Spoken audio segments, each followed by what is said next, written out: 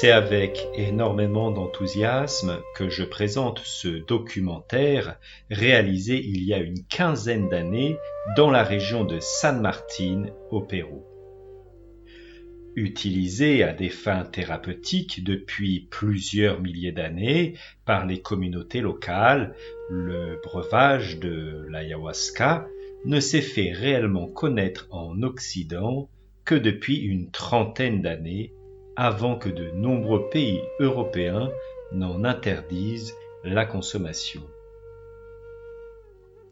Initié depuis une quinzaine d'années par cette médecine végétale, c'est au travers de l'enseignement chamanique et ésotérique transmis par Jamael que je me suis véritablement rencontré.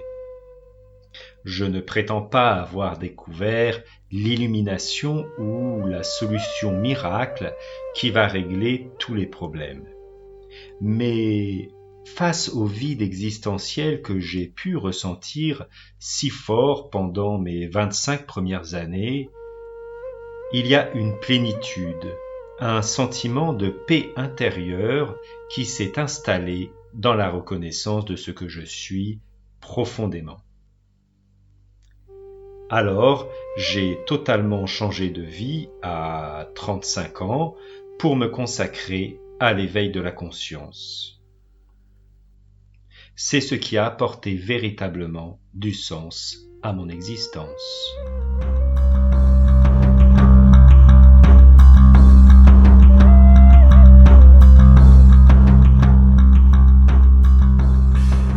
Bonjour, je m'appelle Sébastien Bonhomme.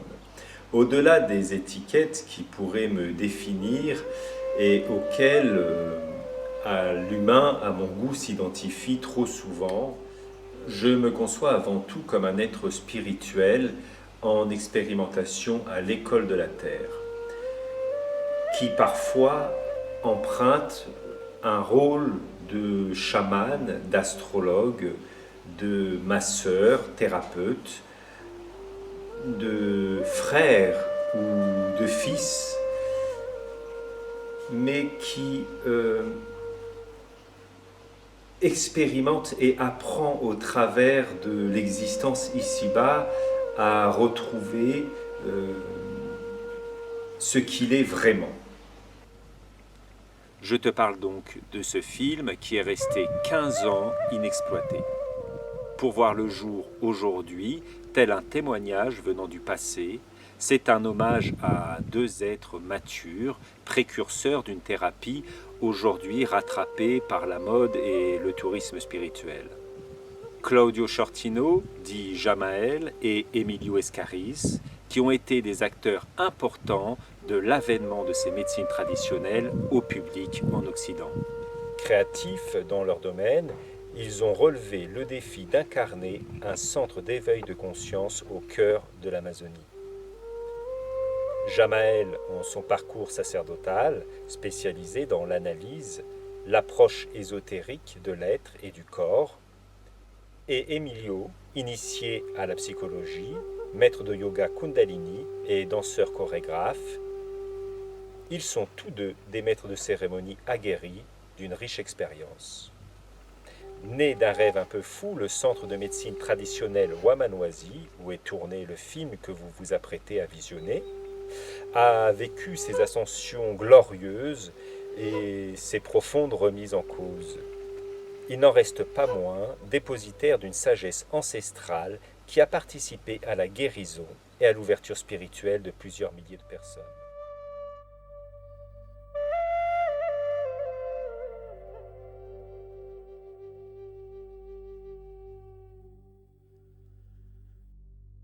En 2022, date anniversaire des 20 ans de ce lieu, une réconciliation importante marque le départ d'un nouvel avenir. Tout ça pour souligner l'importance qu'ont ces lieux actuellement sur Terre et bien sûr leurs piliers qui œuvrent toujours au service de la conscience et forment avec passion la relève. Cette période de non-sens que traverse l'humanité nous invite justement à redécouvrir le véritable but de l'existence. Nous apprenons à séparer le faux du vrai.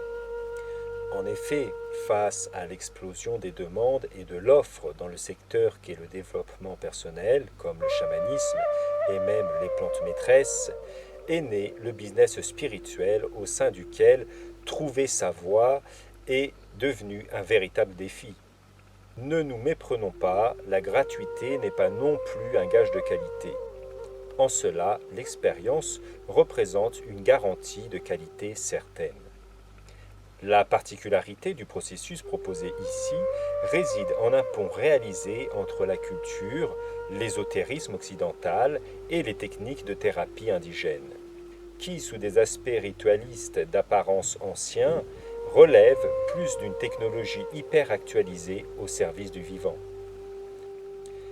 L'alchimie de ces deux approches est essentielle.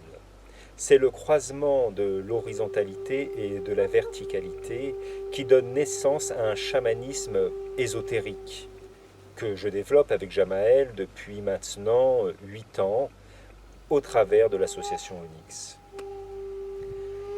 Les plantes entéogènes comme l'ayahuasca offrent un chemin de connaissance de soi unique. C'est une voie exigeante où le patient expérimente en lui, pendant quelques heures, une sortie de l'illusion, devenant ainsi l'acteur de ses propres guérisons, assisté bien sûr par l'esprit des plantes et guidé par les maîtres de cérémonie. Notre activité consiste à créer un espace sécurisé, tant au niveau matériel que spirituel, pour permettre à l'expérimentateur de passer au travers de ses ombres et lumières à la rencontre de l'être sans encombre. Sans plus attendre, je vous laisse visionner ce film et ressentir en vous l'authenticité de ce à quoi nous œuvrons. Incarner notre être divin ici-bas pour offrir notre potentialité à la communauté humaine.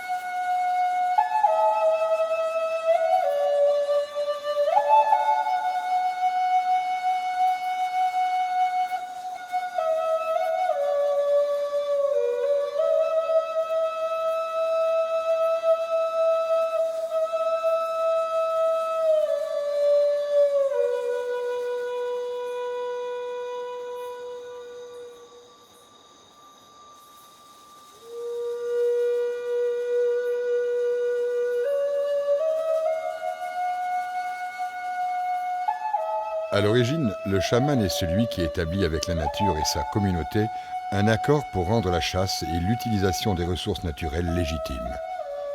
Si on veut obtenir quelque chose de notre mère nature, il faut dans un premier temps savoir lui demander et ensuite donner quelque chose en échange. Aujourd'hui, le chamanisme peut être utilisé pour nous reconnecter à la source. Tarapoto est une petite ville du Pérou de 10 000 habitants. Son centre névralgique est le marché qui s'étend sur plusieurs kilomètres.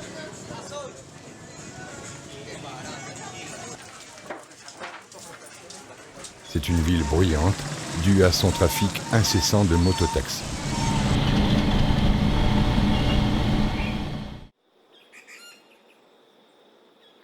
Environ à 30 km de Tarapoto, dans les montagnes, le centre Wamanwazi, la maison du faucon, se trouve à 2 pas d'un charmant village appelé San Roque de Cumbasa.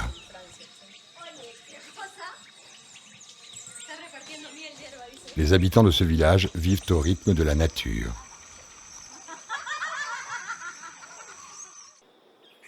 Détentrices d'un savoir ancestral, ces plantes sont la base philosophique du chamanisme d'Amazonie. Les anthropologues disent que l'ayahuasca nous enseigne au-delà de notre histoire biologique. il existerait un héritage collectif d'origine spirituelle, inscrit dans nos gènes, appelé l'essence de vie. Cette médecine ancestrale reconnue depuis l'époque précolombienne est à la frontière d'une médecine organique et thérapeutique. Elle est toujours utilisée par différentes ethnies de la Haute-Amazonie. Il est prouvé que les plantes communiquent entre elles en émettant des signaux moléculaires presque identiques aux synapses du cerveau. Ces plantes, dites sacrées, entrent au cœur même de notre système neuronal pour nous libérer de nos mécanismes émotionnels. Très tôt, j'étais intéressé par la nature humaine. Donc mon orientation était toute faite, c'était la thérapie corporelle, la psychologie. J'ai été consacré prêtre orthodoxe à 40 ans. C'était une façon de descendre dans ma foi. Sur le chemin de l'éveil, je cherchais à aller beaucoup plus loin. J'avais entendu parler du chamanisme, bien que pour moi c'était une méthode plutôt intellectuelle, mais pas vécue dans le physique comme je l'ai vécu. Donc les plantes m'ont pénétré, ont pénétré mon corps et mon esprit et m'ont fait comprendre toute la force énergétique qui était contenue dans l'esprit humain. Elle m'a poussé à aller plus loin dans mes retranchements. Et donc j'ai été surpris d'ailleurs de toute l'énergie qu'elle m'a fait déployer. Elle a révélé d'autres facettes de moi pour m'investir et aller chercher plus loin dans l'esprit, dans la psychologie et toutes les possibilités que je pouvais aussi avoir pour aider dans la guérison. La tortue, dans l'imaginaire autochtone, est associée au grand mythe de la création du monde. Lent et tenace, cet animal symbolise la sagesse et la persévérance. Elle est également le symbole de la santé. Elle représente la terre-mère dans la croyance indienne. Sa lenteur nous indique qu'il ne faut pas précipiter les choses, que cela viendra en son temps et à son heure.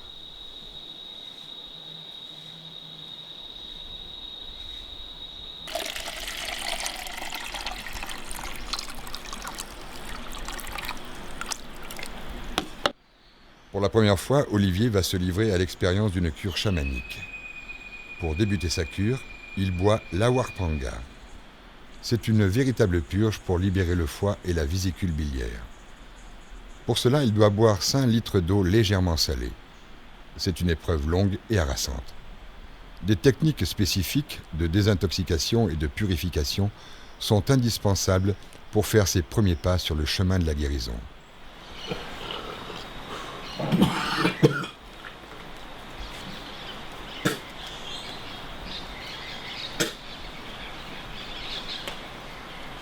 En arrivant ici, on peut appeler ça une crainte, mais j'avais l'idée que j'allais y passer sévère, que j'allais morfler. Et en fait, ça n'a pas été trop le cas. J'ai l'impression que les plantes ont été très indulgentes avec moi, très dans la bienfaisance, dans la bonté, dans la guérison.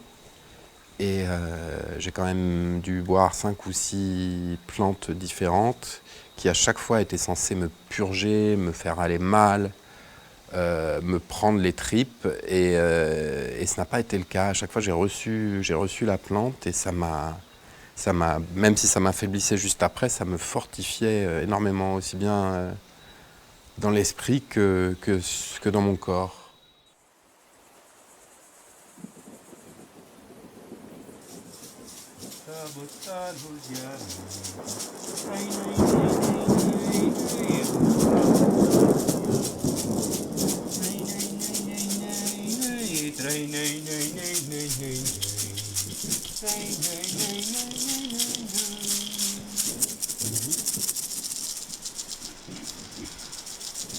L'origine de l'élaboration de ce breuvage aurait été révélée aux tribus primitives par les plantes elles-mêmes.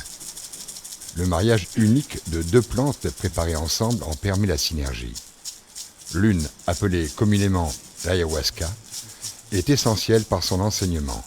L'autre, révélatrice de la première, est nommée chacruna.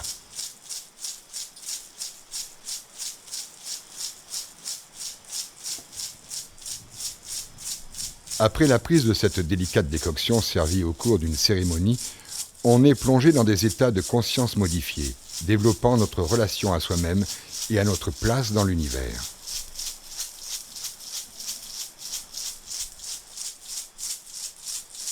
Durant une cérémonie d'ayahuasca, tu vas au profond de toi, tu trouves des trucs pas forcément agréables, enfin, auxquels tu n'as pas forcément envie de te confronter. Et des fois, ça te perd un peu, tu es perturbé et tout. Et c'est là où les chants, les Icaros, les chants chamaniques vont intervenir de manière très concrète. C'est comme une ligne dans l'eau qui va te permettre de remonter le fil.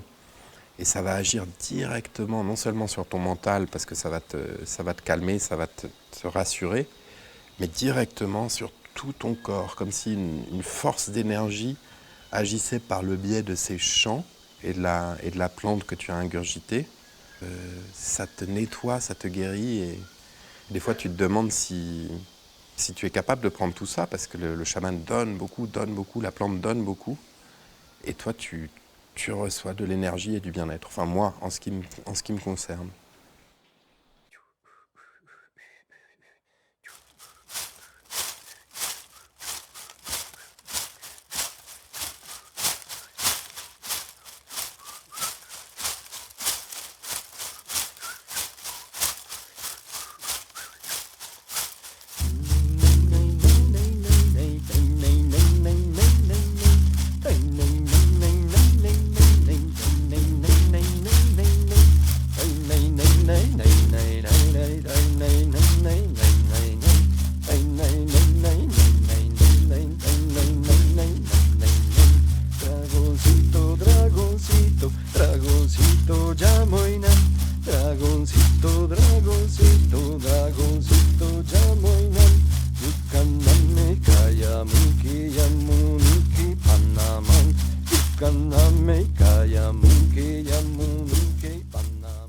À mon avis, la manière d'utiliser l'ayahuasca dépend de la manière de l'intention de ceux qui la donnent. Or, moi j'ai jamais essayé l'ayahuasca ailleurs, mais je me pose quand même la question de savoir si les chamans traditionnels sont vraiment aptes à traiter le psychisme occidental, qui est quand même fortement perturbé. C'est très complet, ça va chercher du fin fond de l'inconscient jusqu'à aller dans la supraconscience, en passant par tous les états. Le colibri géant, appelé Picaflor gigante par les Péruviens, symbolise l'âme. Les indigènes l'associent au soleil et nombre de mythologies parlent de cet oiseau immortel et magique, ami généreux des hommes offrant le moyen de lutter contre les ténèbres et l'ignorance. Peruano trata la ayahuasca como una medicina. La llaman medicina o abuela. La ve como una madre que enseña y que cura, que sana. Au-delà de toute considération scientifique, cette rencontre reste avant tout une expérience initiatique et personnelle. Se libérant de l'emprise du mental et de l'ego, nous accédons à une conscience pure, libérée de tout jugement. Cette exploration indicible de la conscience nous rapproche des origines de la vie. Prise de conscience foudroyante. On se trouve purifié de tout dogme et de tout langage construit afin de vivre un accord universel dans notre cœur et avec toutes les choses vivantes qui nous entourent.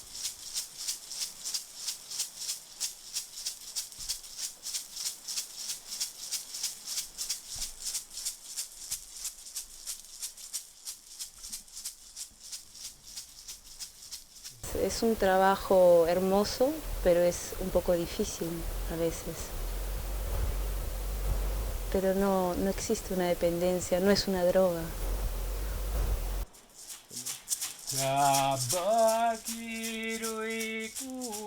Des chants sacrés d'origine espagnole et quechua, Icaros, sont utilisés par les guérisseurs afin de guider le chercheur à travers le labyrinthe de son inconscient. Ces chants suggèrent l'image de l'outil chirurgical qui intervient directement dans la conscience du corps. Je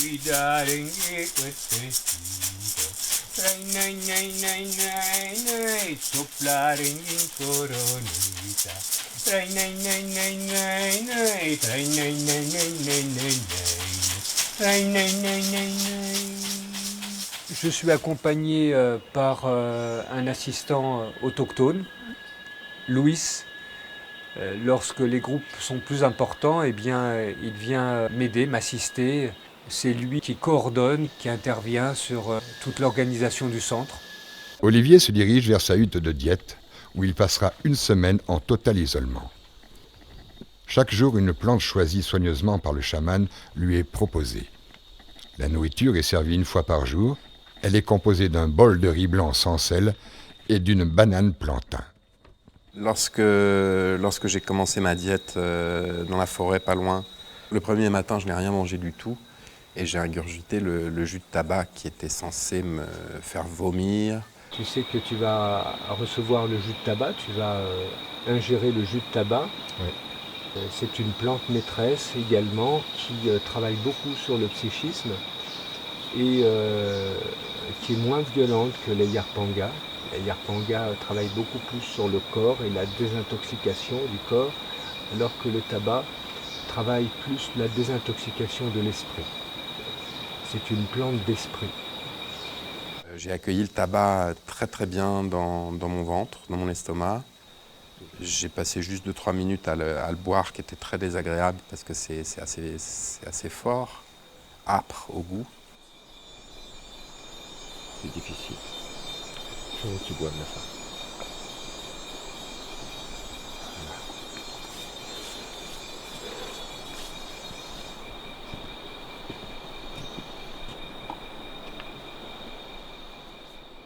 J'ai senti que la plante s'installait en moi et qu'elle était là pour m'apprendre, hein, pour arrêter de me mettre des œillères et des parasites autour de la tête et me poser calmement au milieu de la jungle et puis me laisser le temps avec moi-même de me poser et de m'écouter, parce que finalement la plante, elle te dit pas fais ci, fais ça, hein, elle te dit écoute-toi et tu sais bien ce qui est bon pour toi.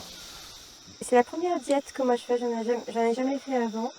Je me sens bien, je me sens apaisée. Je sens que je suis plus du tout tiraillée par des désirs, par des choses à faire, des choses à penser. Et j'ai compris qu'en fait j'avais une construction mentale qui était de partir de je suis incapable et après d'agir par rapport à une incapacité fictive. Et les 3 jours de cette plante, en fait, j'ai l'impression qu'elles m'ont déprogrammée, qu'elles m'ont vraiment... C'est comme si j'avais vidé une vieille énergie pour pouvoir laisser la place à d'autres énergies qui s'installent, justement, très paisibles dans ce moment de diète.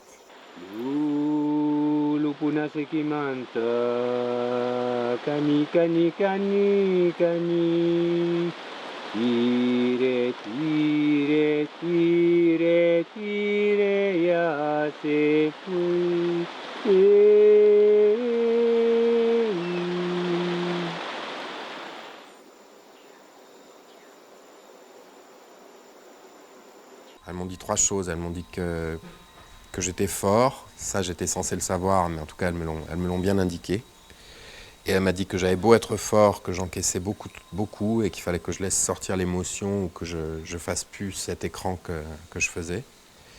Et la 3e chose, c'est qu'elles m'ont dit qu'il fallait que je commence sérieusement à prendre soin de mon corps. Hein.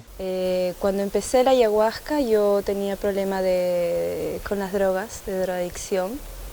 Y haciendo una terapia de ayahuasca de casi 8 meses, yo pude dejar de tomar drogas, porque uno toma drogas en búsqueda de algo. Entonces la ayahuasca me ayudó a encontrar dentro mío por qué era que yo tomaba drogas, qué era lo que yo buscaba al tomar drogas, el problema de fondo. Y sí, bueno, dejé de consumir drogas después de muchos años de consumirlas y ahora llevo una vida normal, tranquila. Un suivi thérapeutique sérieux est mis en pratique pendant les séminaires afin de décoder cet enseignement. Durant cet accompagnement, chaque intervenant peut s'exprimer lors d'un partage ou thérapie de groupe pour y trouver les réponses fondamentales. La pensée occidentale, impatiente de tout interpréter, peut travestir et s'égarer dans ces notions de vérité n'appartenant pas à sa culture. Au fur et à mesure du chemin, on se rend compte que le moi, que l'ego, ce sont des limitations. Et qu'il y a quelque chose en nous, une soif d'aller au-delà de ces limitations. Même si on ne sait pas trop ce qu'il y a derrière. Parce qu'on sent qu'il y a une énergie de vie intense. Vous savez, quand vous êtes attiré par quelque chose de viscéral comme ça, eh bien, il faut l'intégrer d'une façon pragmatique aussi. Si on n'a pas ce rapport de l'imaginaire avec le concret, l'imaginaire ne sert à rien. Le papillon est le symbole de la métamorphose, du changement. Il nous enseigne qu'il faut laisser nos désirs se réaliser. Il y a 4 étapes pour devenir un papillon. La première est l'œuf, la naissance de l'idée. Ensuite, l'état de larve, qui est de savoir si on réalise son projet. Puis il y a la chrysalide, où il faut amener ce projet à soi, le relier à notre personne. Et vient l'éclosion, la naissance du projet tant couvé. La force du papillon nous aide à mettre de l'ordre dans nos idées, d'avancer consciemment. Dans ces prises de conscience de nos mécanismes, eh bien, tous les changements qui interviennent, c'est d'abord la modification de l'alimentation, où effectivement ils prennent conscience qu'ils mangent n'importe comment, qu'ils fument et que ça ne va pas avec leur recherche. Ça m'a changé beaucoup d'habitudes, des habitudes alimentaires. J'adorais la viande rouge. Il y a une sorte de... Comment dire? C'est comme si on avait plus accès à l'essence de la vie.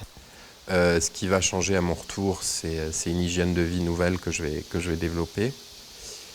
Et ce qui a changé aussi pour moi, c'était un blocage au niveau de mon mental, au niveau des rêves. Je n'arrivais plus à me souvenir de mes rêves depuis un peu moins d'1 an. Il y a toute une diversité dans les plantes de diète, mais tout aussi bien aussi dans les cérémonies. Lorsqu'on emploie l'ayahuasca, ce n'est pas seulement un mélange de chacruna ou d'ayahuasca comme on en parle souvent. Il y a une orientation que l'on peut faire. Il y a déjà plusieurs sortes d'ayahuasca. On a l'ayahuasca noir, on a l'ayahuasca jaune. Donc la jaune s'adresse beaucoup plus au ciel et la noire s'adresse beaucoup plus à la terre. Selon l'orientation que l'on veut donner, eh bien, on y ajoute aussi des plantes élémentales, soit des plantes de l'eau, soit des plantes beaucoup plus aériennes, soit des racines qui vont orienter l'enseignement.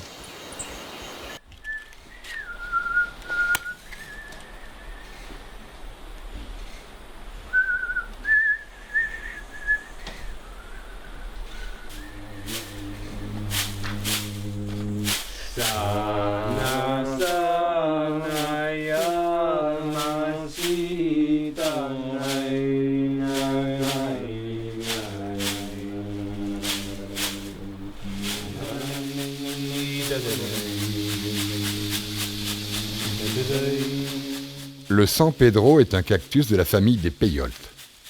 Il représente le père. Les cérémonies ont lieu la journée dans un lieu qui lui est spécialement consacré. Elles sont généralement suivies d'un passage par la hutte de sudation à la tombée de la nuit.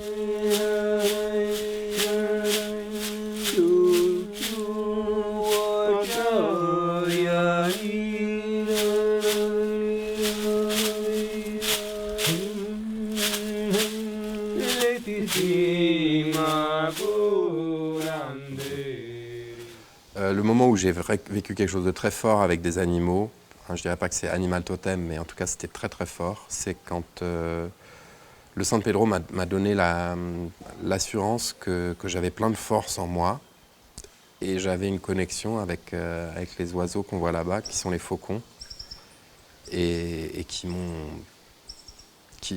ont juste pris possession de mon corps à ce moment-là en fait. J'ai senti leurs ailes, leur force et la protection aussi que ces ailes pouvaient offrir. Et je les ai ressentis comme un guide ou comme quelqu'un qui te dit quelque chose que tu sais déjà, mais que tu ne vois pas. Le message des plantes, c'est qu'elles interviennent sur la relation du corps et de l'esprit. Il y a un lien étroit entre la mécanique du corps et la mécanique céleste. Alors le lien entre yoga et chamanisme, je pense qu'il y a un lien très global qui est un lien de recherche de soi. Pour parler d'une manière un peu technique, on a tous des nœuds énergétiques dans le corps. Et ces nœuds apparaissent dans le yoga, ça prend un certain temps. Le travail entre guillemets chamanique va beaucoup plus au cœur du sujet, beaucoup plus vite et d'une manière beaucoup plus directe. J'ai trouvé que dans le chamanisme, c'est énorme tout ce qu'on vit. Et on en retire 1%. Peut-être qu'avec l'entraînement du yoga, peut-être 5, 10, 15, 20. Si on reprend la racine en grec du mot thérapeute, on a théras et peut, qui veut dire entrer dans le concept de Dieu. Entrer dans la conception divine, c'est montrer la voie de Dieu. Et on emploie la fonction de thérapeute beaucoup plus comme psychologue et pas comme une fonction thérapeutique menant les personnes vers une quête spirituelle, en tout cas vers leur concept de Dieu. Dans ma génération, il n'y avait pas toutes ces voies thérapeutiques. On était beaucoup plus simple. Maintenant, c'est vrai qu'il y a beaucoup plus de choix, mais beaucoup plus d'éparpillement, beaucoup plus de dispersion. Aujourd'hui, notre modèle économique nous conduit vers un monde d'apparence et de superflu. L'enseignement de ces peuples ancestraux est plus que jamais de rigueur pour nous guider et nous aider à retrouver un chemin vers plus de cohérence. Il est temps de prendre conscience que la nature est primordiale. Nous ne pouvons plus gaspiller et détruire ces trésors dans un objectif économique. L'humanité n'a un avenir que si elle comprend qu'elle est en interaction avec ce qui l'entoure. La véritable richesse, c'est un écosystème en bonne santé.